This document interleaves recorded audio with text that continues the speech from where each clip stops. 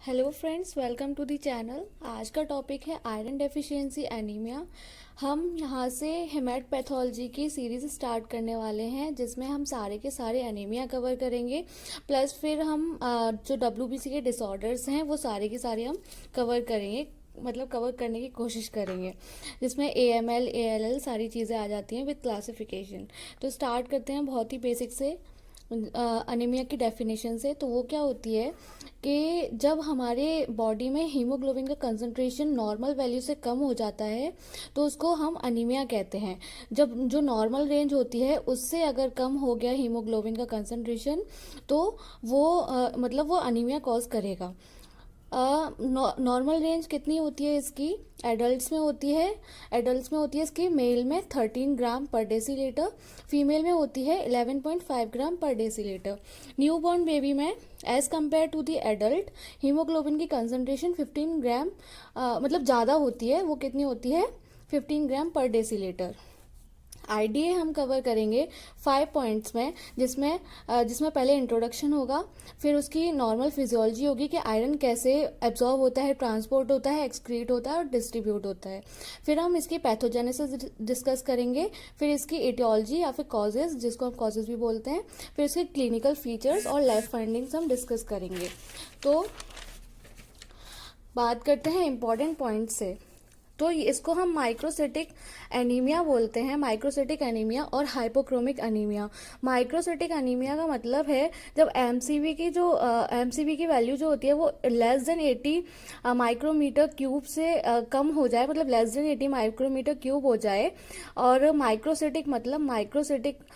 मतलब स्मॉल, सिटिक मतलब सेल, जब सेल छोटी हो जाएगी, अनीमिया में सेल छोटी हो जाती है। हाइपोक्रोमिक मतलब जो उसका कलर है वो थोड़ा डल हो जाता है, वो जो नॉर्मल कलर होता है उससे कम, मतलब लाइट हो जाता है। ठीक है, तो ये क्यों होता है माइक्रोसिटिक? हम इसको क्यों बोलेंगे? क्योंकि जब हीमोग्लोबिन कम होगा हमारी बॉडी में तो वो जो हमारी सेल है वो एक्स्ट्रा डिवीजन करने लगती है।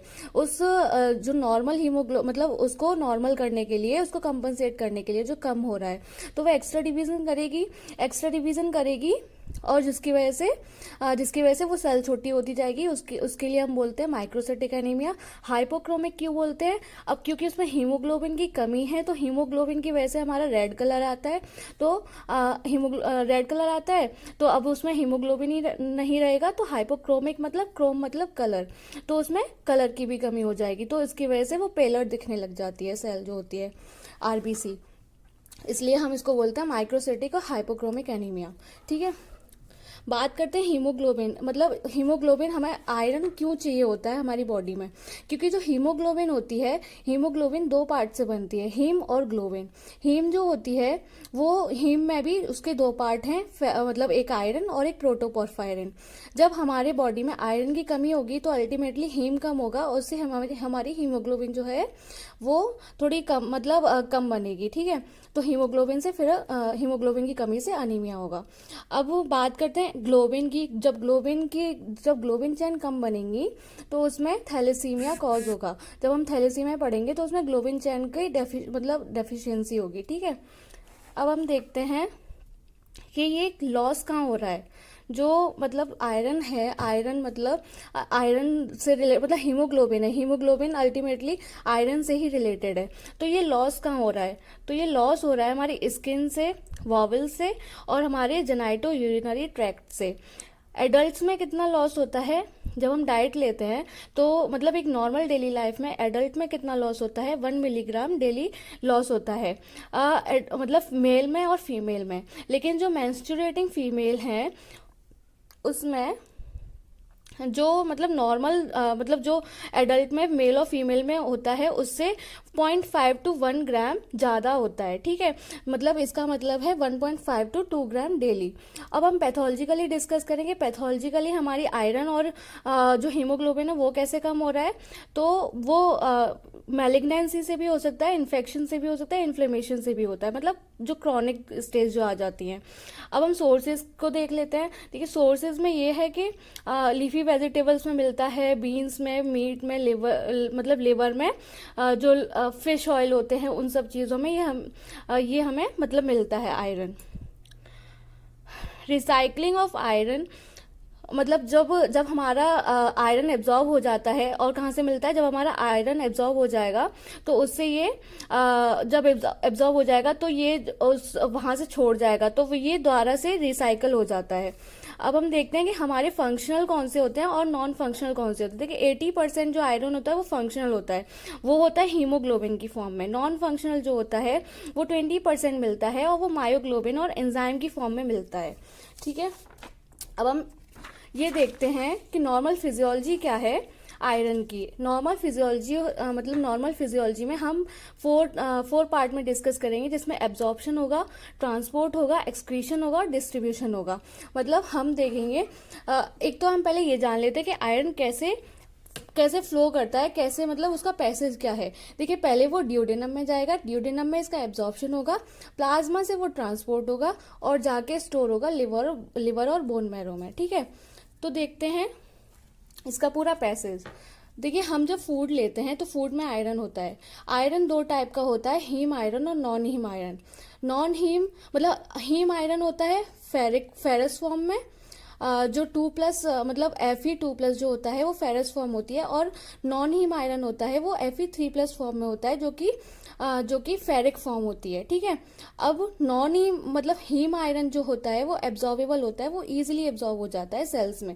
लेकिन जो नॉन हीम आयरन होता है वो इजीली एब्जॉर्ब नहीं होता सेल्स में। ठीक है, जिसके लिए उसको कन्वर्ट होना पड़ता है हीम आयरन में। तो वो यहाँ पे हीम आयरन में कन्वर्ट हो जाएगा, ड्यूडेनल सेल्स में जब वो जाएगा उससे पहले वो कन्वर्ट हो जाएगा फेरस फॉर्म में with the help of the ferric reductase enzyme.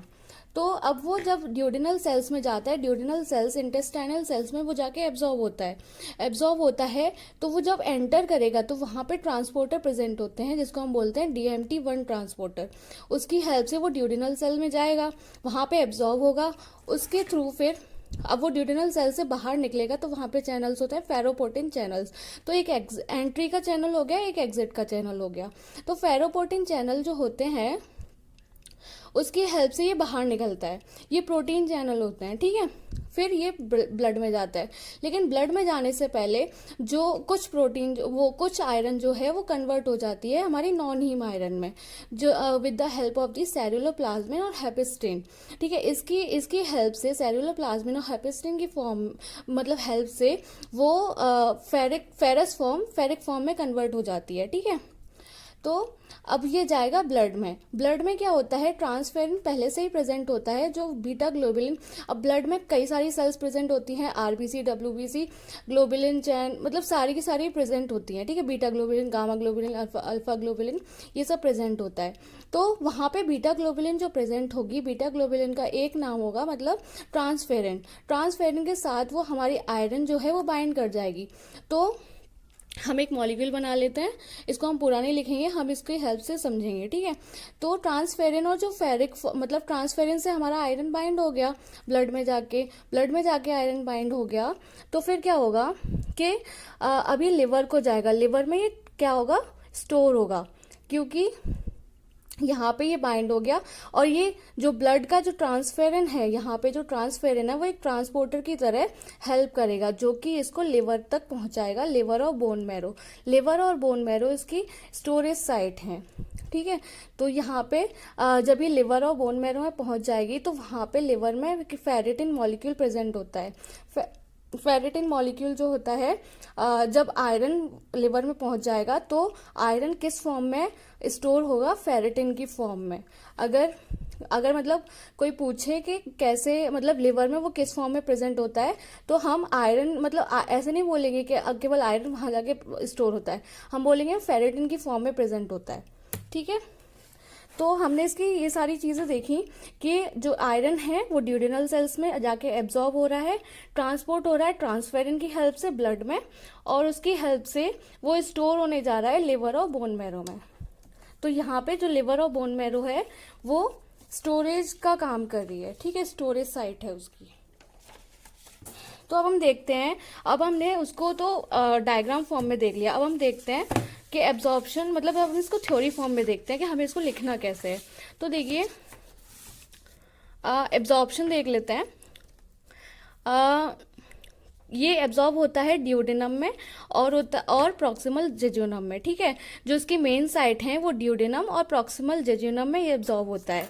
अब डाइट में जो हम लेते हैं, हम कम से कम 10 to 15% आयरन लेते हैं अपनी डाइट में, लेकिन वो एब्जॉर्ब कितना होता है, 5 to 10%, ठीक है। तो जो फूड आयरन होता है वो दो फॉर्म में होता है, हीम आयरन और नॉन हीम आयरन में। जो हीम आयरन होती है वो 2+ फॉर्म में होती है और जो नॉन हीम आयरन होती है वो 3+ फॉर्म में होती है। जो हीम आयरन होती है वो ईजिली एब्जॉर्ब हो जाती है। और क्या होता, और ये नॉन वेजिटेबल्स फूड है, मतलब जो हमारे नॉन वेज जो फूड हम लेते हैं उसमें प्रेजेंट होता है, जैसे मीट हुई, फिश ऑयल हुआ या कुछ भी हुआ। और जो नॉन हीम आयरन है वो ईजिली एब्जॉर्ब नहीं होता, जिसकी वजह से वो कन्वर्ट होता है हीम आयरन में, ठीक है। और वो प्रेजेंट होता है वेजिटेबल में। ड्यूडेनम में देख लेते हैं। ड्यूडेनम में देखिए यहाँ पे तो ये एब्जॉर्ब होगा, ब्लड में ये ट्रांसपोर्ट होगा और हमारा जो लिवर है उसमें स्टोर होगा, ठीक है। तो अब इसमें देखते हैं कि ड्यूडेनम में क्या हो रहा है। जो ड्यूडेनल सेल्स हैं उसमें ये एंटर कर रहा है, किसकी हेल्प से, ट्रांसपोर्टर की हेल्प से। ट्रांसपोर्टर कौन सा है, DMT. DMT divalent metal transporter. Divalent इसलिए क्योंकि वो 2+ की जो उसकी वैलेंसी है, इसलिए हमने इसको डाइवेलेंट बोला है, ठीक है। अब वो एग्जिट किससे कर रहा है, एग्जिट अब ड्यूडेनल सेल में एंटर हुआ है तो वो एग्जिट भी करेगा with the help of the protein channel, जिसको हम फेरोपोर्टिन चैनल बोलते हैं, ठीक है। अब फेरोपोर्टिन की हेल्प से वो ब्लड से बाहर निकल जाएगा। तो हमने यहाँ 2 चैनल देखे, डीएमटी और फेरोपोर्टिन, जिसकी वजह से वो अंदर आ रहा है, डीएमटी की हेल्प से एब्जॉर्ब हो रहा है और वो फेरोपोर्टिन की हेल्प से बाहर चला जा रहा है ब्लड में। ब्लड में जाएगा तो वहाँ उसको ट्रांसपोर्टर मिलेंगे जिसका नाम होगा ट्रांसफेरिन। लेकिन उससे पहले वो कन्वर्ट हो रहा है Fe3+ में, कुछ आयरन कन्वर्ट हो जा रहा है Fe3+ में with the help of the ceruloplasmin और हेपेस्टीन, ठीक है। तो क्या होता है, अब हम यहाँ देखते हैं कि ब्लड में ये ट्रांसपोर्ट हुआ, ठीक है। वहाँ पे प्रोटीन है ट्रांसफेरिन है, वो उससे बाइंड होता है आयरन और फिर वो ट्रांसपोर्ट हो जाता है ब्लड से लिवर में, ठीक है। लिवर में जाएगा, बोन मैरो में जाएगा, जो कि इसकी स्टोरेज साइट है। और फिर क्या होगा, जो लिवर है और बोन मैरो है वो इसकी स्टोरेज साइट है आयरन की। फिर वहाँ पे मैक्रोफेजेस कॉम्प्लेक्स होंगे, जिसको हम फेरेटिन बोलेंगे। वहाँ पे जाके ये उससे बाइंड करके एक फेरेटिन की फॉर्म में मतलब एक स्टोर हो जाता है। जब इसको नीड होती है तो ये काम मतलब यूज़ में आ जाता है, ठीक है। तो अब एक चीज़ देखते हैं कि जब इसको आयरन की ज़रूरत नहीं होगी हमारी बॉडी को, तो तब क्या होगा। तो जो लिवर होती है वो हमारी बॉडी में मतलब वो एक हार्मोन सीक्रेट करती है, जिसको हम बोलते हैं हेप्सिडिन। हेप्सिडिन एक हार्मोन है जो कि हमारी लिवर सीक्रेट करती है, और हमारी बॉडी को जब नीड नहीं होती ना आयरन की, तो वो उसको मतलब नेगेटिवली मतलब इन्वर्सली रेगुलेट कराती है, ठीक है। फेरोपोर्टिन को वो मैसेज पहुंचाती है कि हमें अब आयरन की हमारे पास सफिशिएंट आयरन है, हमें आयरन की और नीड नहीं है, प्लीज़ आप उसको ट्रांसपोर्ट मत कराओ। जो फेरोपोर्टिन है वो ब्लड में ट्रांसपोर्ट करती है उसको, तो वो फेरोपोर्टिन को मना करेगी कि है ना आप उसको मतलब ब्लड में ट्रांसपोर्ट मत करो, हमारे पास सफिशिएंट आयरन है, ठीक है। तो वो क्या होता है कि हेप्सिडिन जो है आयरन रेगुलेटिंग हार्मोन है जो कि फेरोपोर्टिन को मैसेज पहुंचाती है, ठीक है। तो अब हम ट्रांसपोर्ट देख लेते हैं। ट्रांसपोर्ट में क्या है, ट्रांसफेरिन जो है वो बाइंड करती है आयरन से बाइंड करती है, फिर वो जाती है लिवर और बोन मैरो में, ठीक है। ट्रांसफेरिन कुछ नहीं है, बीटा ग्लोबुलिन एक मतलब वहाँ पे प्रोटीन है, उसी का एक नाम है ट्रांसफेरिन, ठीक है। ट्रांसफेरिन जो होता है वो कई सारी सेल्स में प्रेजेंट होता है, लेकिन ज़्यादा नंबर में वो एराथ्रोब्लास्ट में प्रेजेंट होता है, ठीक है। और जो ट्रांसफेरिन है वो रीयूटिलाइज्ड हो जाता है टारगेट सेल में पहुंचने के बाद, ठीक है। वो टारगेट सेल तक उसने पहुंचा दिया, लेकिन फिर वो आयरन को छोड़ के फिर वो दोबारा से वहीं पे रीयूटिलाइज्ड हो जाएगा, ठीक है। और फिर हम बात करते हैं स्टोरेज की। स्टोरेज में देखें तो फेरेटिन, और वो किस फॉर्म में स्टोर होता है, फेरेटिन और हेमोसिड्रिन की फॉर्म में। देखिए वहाँ पे रेटिकुलो एंडोथेलियल सेल्स होती हैं, जो कि ये रेटिकुलो एंडोथेलियल सेल्स में प्रेजेंट होता है, लेकिन क्या होता है नॉन फंक्शनल फॉर्म में प्रेजेंट होता है। ये तभी फंक्शनल होगा जब हमें आरबीसी फॉर्मेशन की नीड होगी, ठीक है। जैसे कि हमारा आरबीसी लॉस हो रहा है, एरिथ्रोपोइसिस नहीं हो रही है, तब ये फंक्शनल होगा, ठीक है। अब इराइथ्रोपोसिस भी हो रही है लेकिन वो फंक्शन में नहीं आ रहा, तो वो किस तरीके से होगा, मतलब वो किन केसेस में होगा, इन्फ्लेमेशन, इन्फेक्शन या मतलब क्रॉनिक केसेस ही लेंगे, मैलिग्नेंसी, ठीक है। एक्सक्रीट कैसे हो रहा है, यहाँ पे स्क्वेमस सेल डीजनरेट हो जा रही हैं और उनकी हेल्प से, स्वेटिंग से, यूरिन से और हेयर से नेल से ये एक्सक्रीट हो रहा है।